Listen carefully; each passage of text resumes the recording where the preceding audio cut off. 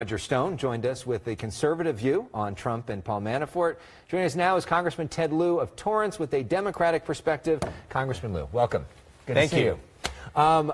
You say that what happened to Michael Cohen, the president's former personal attorney, is a game changer. Why? Because what Michael Cohen did, he didn't just plead guilty. He pled guilty and then implicated Donald Trump in this guilty plea.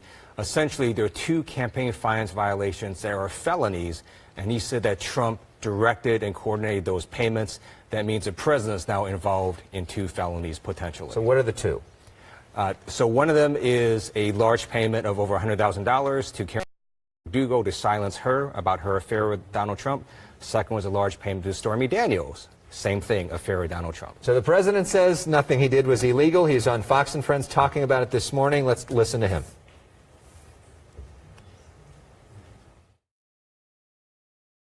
They didn't come out of the campaign, and that's big. But they weren't. It's not even a campaign violation. If you look at President Obama, he had a massive campaign violation. So like Alan Dershowitz would say that if a candidate donates to himself, it's not a campaign violation because candidates can donate unlimited money to themselves. What do you say to that? That is correct, except that's not what happened. What happened is you had Michael Cohen make a payment out of his own money. That was campaign violation of which he pled guilty to. He also set up a shell company making a separate payment, campaign violation. When Donald Trump then reimburses them, that's a third campaign violation. So it's actually worse for the president to now reimburse, because now what we know is he's trying to hide the true source of his payments. The whole point of our campaign finance laws is for transparency. So you're a former federal prosecutor. You sit on the Judiciary Committee. You know the law. Do you view this as impeachable? I'm a former Air Force prosecutor, but the rules of evidence are similar. My view is that we need to let Special Counsel Robert Mueller's investigation continue.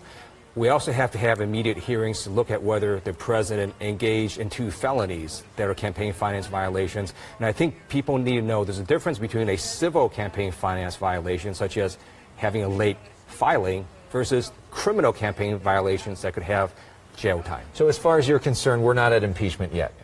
Sounds like. We are not at impeachment yet. We would need to see what all the evidence is. That's correct. And then there's also the case of Paul Manafort this week. The president talking about that. Asked if he would give him a pardon and didn't really on one way or another, although he's been defending Paul Manafort. Do you think that the president is going to pardon Paul Manafort? And if he does, what's going to happen on Capitol Hill? The president should not pardon Paul Manafort. He was convicted by a very conscientious jury of tax fraud and bank fraud. Those are felonies. We should not be praising someone that committed those kinds of felonies. And I certainly hope the president doesn't pardon Paul Manafort, because the only reason for him to do that really is to protect Paul Manafort from testifying against the president. But even if he does, what would happen on Capitol Hill? Because Republicans publicly are not breaking with the president. Do you hear something different privately? Actually, Republicans have gone on record saying the president should not pardon Paul Manafort. And privately, I know many Republicans are very distressed about the chaos and the lies and the culture of corruption that they see coming out of the White House. Right. They're saying that as a suggestion, but they haven't taken any moves against the president. That is correct. In terms of the Democratic caucus, we have this big midterm election coming up. And there's a bit of a split among Democrats on who should be the leader if the Democrats win back control of the House. It's a big campaign election. Some Democrats say that Nancy Pelosi is weighing down Democrats' chance to win back the House. Do you think that if the Democrats win back control of the House, Nancy Pelosi should be the Speaker? I do. I think Nancy Pelosi has been a tremendously effective leader, from the Affordable Care Act to the Lilly Ledbetter law for women's pay to preserving Medicare and Social Security. I think she's done a fantastic job. I supported her before. I'm going to support her again. And where do you see the midterm prospects right now? I think Democrats have a good probability of flipping the House this November, especially as voters see the corruption that's coming out of the Trump administration. And whether you're a Republican or a Democrat or independent, you don't want to see all this corruption. Congressman Ted Lieu, thanks so much for sharing your views. Always good to see you. Thank you.